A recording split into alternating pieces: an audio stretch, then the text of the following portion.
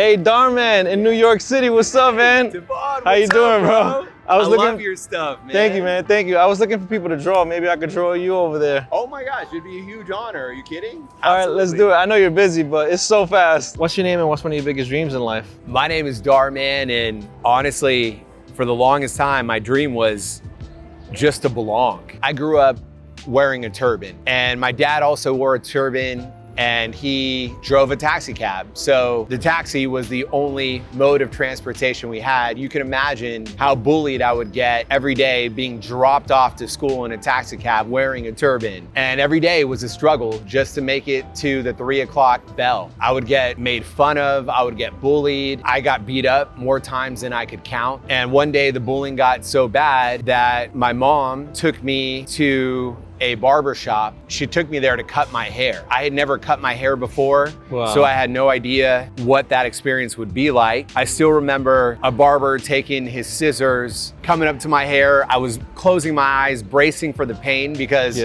I'd never gotten a haircut before. So within a moment, he closed his scissors and I saw my hair fall to the ground. And even though cutting my hair wasn't painful, what followed next was, because I finally felt like I could fit in with the American kids now, but what I didn't expect was that I no longer fit in with the Indians. Whenever I'd go to my temple or to cultural events, suddenly I became the misfit or the black sheep that didn't follow the cultural tradition and had cut my hair. And as I got older, I realized that so many people grow up feeling like they don't belong. And that's why I started Dhar Mann Studios, because I wanted to create a place where everyone felt connected. I was able to create a studio that made everyone in the world that didn't feel like they belong finally feel like they belong somewhere. So when you asked me my dream, it was just to fit in and belong for the longest time. I grew up in the South Bronx and like in poverty, and every time I would go to Manhattan and I would talk to like other kids, I went to art and design high school. People that grew up in Manhattan, I just felt like such a disconnect, like I was too Bronx for the Manhattan people. Right. When I go back to the Bronx, I'm too Manhattan. I'm almost like, can't really find my place, you know what I mean? And sometimes I still kind of struggle with that, but I'm sure there's millions of people with the same kind of feeling. And I think that's been a big part of why so many people follow you. You share that story, and I think that spirit speaks to what so many people struggle with. Like, you know, you've got tattoos all over your arms and your neck, right? Like in some ways, some people might call you a misfit. But we're all misfits trying to figure out our sense of belonging and place in the world. And I think more that we can embrace that, the more that we can give others a sense of community and a sense of belonging. That's why I started creating content in the first place. Why is being kind so important to you? That's a great question. Most people struggle with challenges that we can't see. Nobody wears a sign saying, I'm struggling with anxiety, or I'm struggling with mental health. So when we're kind, we might be that one light that somebody needed to help them get through one of their darkest times. It almost feels better to be kind. Like, it's harder to not be kind because I feel like when you're positive and kind, people internalize that. So if you're like negative, you're affecting people's day, and why would you want to be the responsible one? It's all energy, and people are like internalizing this, so it's like, why not go the good route? And you know, it's also important to be kind even when others aren't. Just to share a quick story, right before we sat here, we had 2 chairs that we were gonna sit on, and someone actually took our chair. And when we came up to that person and we were just like, hey, sorry, we were using that chair, he was very quickly like, go get your own chair, in a very rude way. And we could easily like bring ourselves on that person's level and say, we were sitting here first, you go get, right? Like, and what do you accomplish from that? Nothing. But instead, we had an opportunity to be kind and just say, hey, maybe he needs that chair more than we do. Maybe, you know, he's had such a long day and doesn't want to get up because of whatever he's dealing with. So we just immediately went and grabbed 2 chairs and went on about our days. Maybe he'll reflect later and be like, I was kind of mean to those people, but they were still so kind.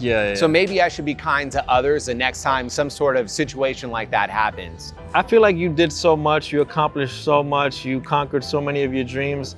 But nowadays, like, what brings you joy? You know, for a long time, like a lot of ambitious people, I thought my happiness would come from achieving a certain amount of money or achieving a certain amount of followers. I told myself that if I could just have $1 million in my bank, I would be the happiest person I know. Or if I could get 1 million followers, there's no one that would be happier than me. And I'll never forget the day I looked at my bank account and I saw $1 million in there. And instead of it being one of my happiest moments, it was actually one of my least fulfilling moments. Having one extra dollar isn't gonna make me happier, but having one extra core memory with my loved ones, that's where true happiness is. So I would say my joy just comes from surrounding myself with people that I love and love me. So what's the one message you want people to take away from your videos? We all have a dream in life. And for a lot of us, we don't get to realize that dream right away. We deal with so many different struggles, unexpected problems, health issues, losses, financial hardships. But the important part is never to get discouraged, because in that struggle is where we actually find our strength. For instance, if I was never bullied as a kid and trying so hard to fit in, I never would have built this studio that now millions of people around the world get inspired by and feel connected to. Yeah. We always have to remember that life happens for us, not to us. You just have to keep going in chasing that dream and not giving up no matter what. That's what separates successful people from unsuccessful people. You know, my whole life I felt like I was like invisible. Like no one saw me, no one cared about me. Like I was on like welfare, food stamps. Like I grew up in District 7, which is like the poorest district in America in the South Bronx.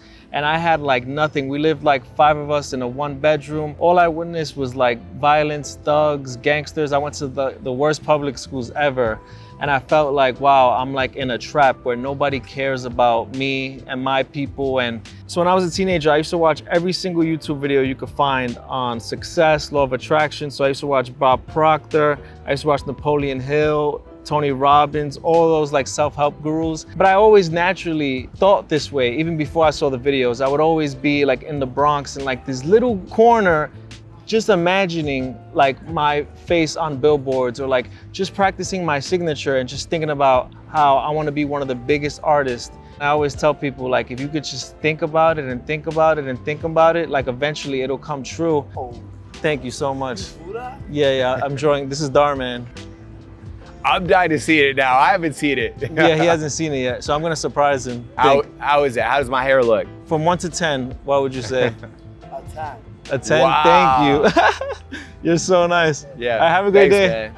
Oh, by the way, congrats on being Times 100 creators. Thanks, man. Congrats to you too. Thank you. I kind of get this feeling of like, I kind of thought that I already achieved that years ago. like I've been wanted this and it's like, oh, it's just the universe put it into fruition, but I kind of already had that in some way, if that makes sense. You know what I mean? I constantly have this imposter syndrome where I'm just like, how did I get here again? Who made a mistake and accidentally put me on this list? Out of every person that was on that list that you mentioned, the Time 100 that I have spoken with, they're all just like, all this means is I got to get back to work, and you celebrate for that moment, but now you got to keep working harder and dreaming bigger. Really, when I think about what matters most and what title I care about, it's the title of dad, and nothing else really matters to me at this point in my life, as long as my kids are healthy, they're happy, and I'm just showing up for them.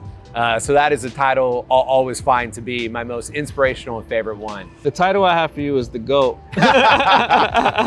It takes one to know one. All right, Dhar, man, this was a great talk. I'm done with this drawing if you want to check it out. Oh yeah, I can't wait. I got the curls and you changed make your it hard for you. Right? I changed my hairstyle. That's how you know that Devon is the real deal and does everything in real time. So. All right, Dhar, man, thank you for sharing your life with me. This is my interpretation of your life. Oh my gosh. I'm like nervous to see it, even though it's me. Oh my gosh. This is so good. I wish I looked like this in real life. No, you do, man. Thank you. And I love the new hairstyle. Amazing. Well, you are so talented, man. Thank I'm you, sure the camera already knows what it looks like, but thank you, brother. This was amazing. Check out Dhar Man's videos, the GOAT right here. My guy. Appreciate you, bro. Thank you. I Keep appreciate doing what you do. Thank you. This was a great talk. I'm so inspired. Have a great day. Thanks. Keep smiling.